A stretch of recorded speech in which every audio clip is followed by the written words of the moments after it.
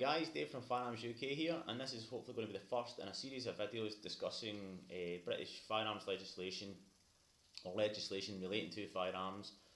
It goes back centuries, but we're going to hopefully go back to some of the older stuff right up to the present day.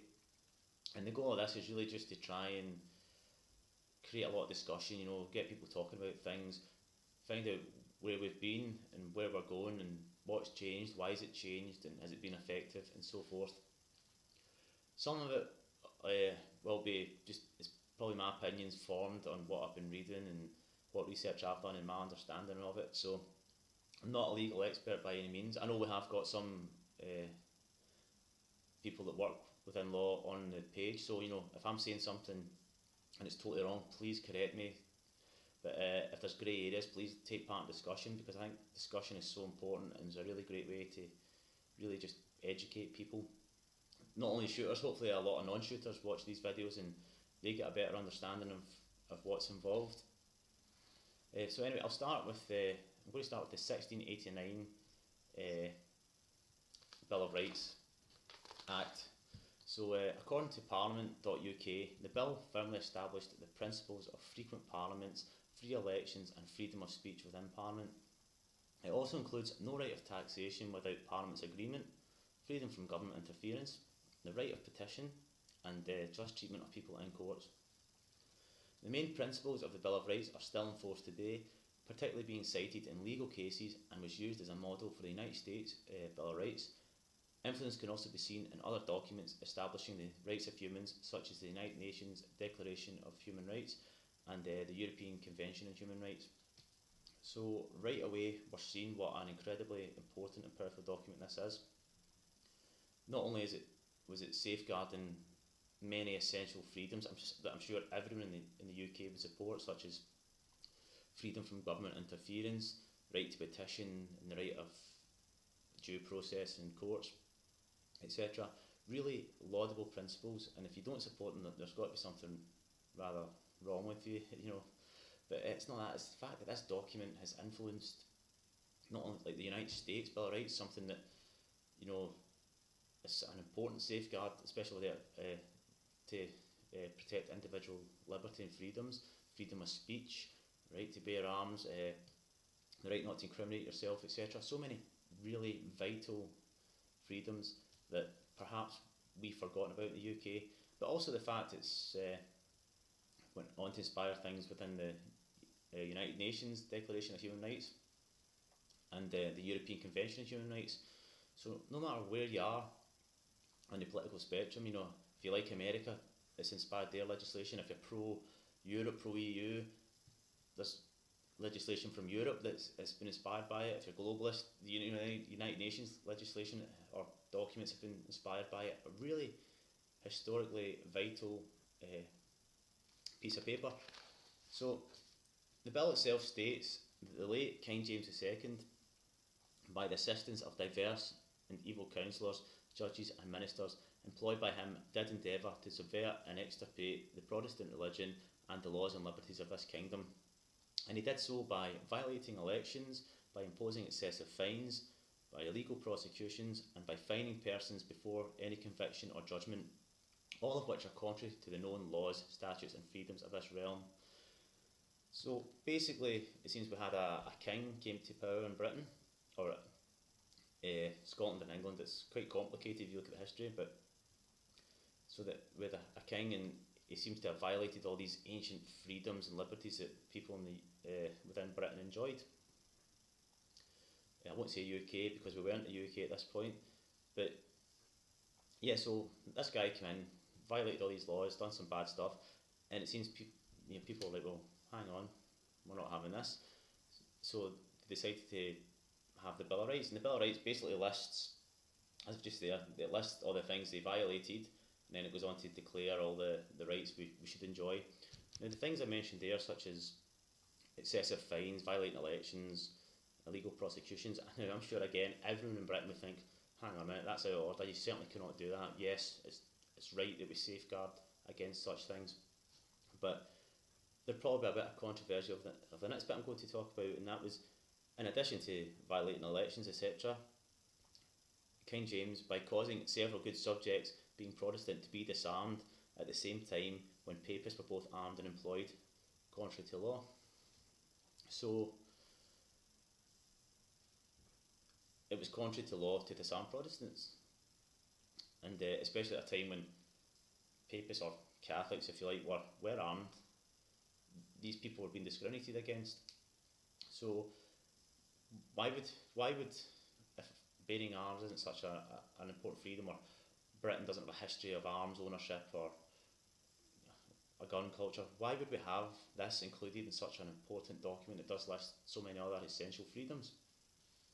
So the bill goes on to affirm the subject's rights, and using the wording, it goes on to state that Lords and Commons vindicate and assert ancient rights and declare that the subjects, which are Protestants, may have arms for their defence, suitable to their conditions and as allowed by law. Now again, some people have said that this as allowed by law part means that Parliament can, make laws, change things. But if we look at previous sections, it says that disarming people was contrary to law. Now, what law is this? Was it some unwritten natural law or common law that we have this right and it's unlawful or illegal to violate it? And then if so, then perhaps this as allowed by law simply means that we're allowed to have arms as allowed by law, natural law. So this is again something for the people that are really more expert to discuss, because if it's true, it does open quite a big can of worms. And it's also important to recognise that the Bill of Rights isn't just some throwaway piece of legislation. As I've mentioned, it's inspired so many other vital documents, but it's also what's known as a constitutional act. Now, the United Kingdom doesn't have a written constitution like the United States or many other European nations, where they've perhaps had a recent change in circumstances or government that they've written a modern constitution. Our constitution, to my understanding, has been formed basically over centuries of legislation and lawmaking, and I believe it goes way back to Magna Carta and beyond. But it's centuries of legislation, and the Bill of Rights is included as a constitutional act. Now, when it comes to the American Constitution, they had the benefit of our centuries of experience, that they could start and make things quite explicit, and they kind of had the benefit of what we'd done to make it quite clear. But yeah, a constitutional act is not subject to implied repeal. Now, I've had that confirmed from letters from the offices of the Scottish Government, and I believe other people have had it from like the Home Office, etc. And if you doubt me, by all means write a letter to your MP yourself asking them about constitutional acts and implied repeal. But implied repeal basically means that constitutional acts cannot be changed, by subsequent legislation if it's hinted at or if it doesn't mention it. It's got to explicitly state pretty much that this act makes the Bill of Rights 1689 null and void, or it makes section A1 whatever null and void. And as far as I'm aware, none of our firearms actually do that. In fact, I believe even up to as much as the early 20th century, it was discussed in Parliament that we have a right to bear arms in this country, which is why early firearms legislation, it wasn't really that strict. It was very basic. It was perhaps a few common sense measures, like you couldn't go into a shop and buy a gun drunk, fair enough. But it never really put the red tape and the hurdles and the frankly draconian legislation that we have just now in place. But it seems to have been over a century, chipping away at it slightly. We've perhaps forgotten about this Bill of Rights. It's been allowed to quietly go to the side, and we've not realised all the very important things that are in it.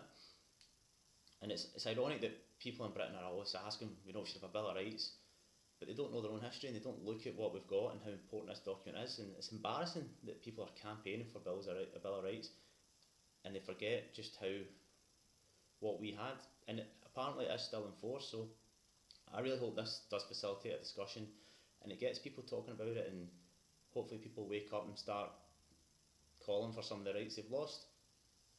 I'm just going to quickly go on to cover the Scottish Claim of Right Act. It came out at the same time, and It basically says all the same stuff as the Bill of Rights. But the Crowns weren't united in Britain at the time, so you had a separate Parliament for Scotland and England at this time. But in the Scottish Claim of Right Act, it says that the disarming of Protestants and employing Papists in places of greatest civil and military trust are contrary to law. Now, if you take sections of that out, it's basically saying that the disarming of Protestants is contrary to law. So, what law is this contrary to? To me, that's basically saying the same as the United States Second Amendment, that the rights of the people to keep and bear arms shall not be infringed. It's contrary to law to disarm people. Now again, that's a constitutional act. It's not changed. As far as I'm aware, it's not been explicitly repealed. So what's going on there? Some people say that the Bill of Rights is quite discriminatory towards Catholics, and I've heard some people say, oh, you know, it gives people a right to kill Catholics. It doesn't say that. I don't know where that comes from. That is nonsense. But it was a time of religious change in Britain. I think it's important to remember that it came about because Protestants were being discriminated against themselves, and these ancient rights that everyone enjoyed were taken from them. So my understanding is you could basically call it a very early equal opportunities type piece of legislation, and it doesn't deny Catholics these rights, but it's simply reaffirming that Protestants have this right that was taken from them, the same as everyone has this right. That's my take on it anyway. So as I say, I'm not a legal expert, but I think it's well worth talking about this, and I hope we see lots of comments and discussions, and please share the video everywhere, because it's important to try and educate people. And as I say, the best way to do that is often through discussion, and then people, you know, do their own research and come to their own conclusions. But hopefully we've gone on to do some more videos, and we'll hopefully go into the 20th century next and discuss some of the early firearms laws then. But anyway guys, that's me for today. So please watch the video, like us on Facebook, follow our channel. Hopefully we'll get more and more content out, and yeah, just let me know what you think. Cheers, see you soon.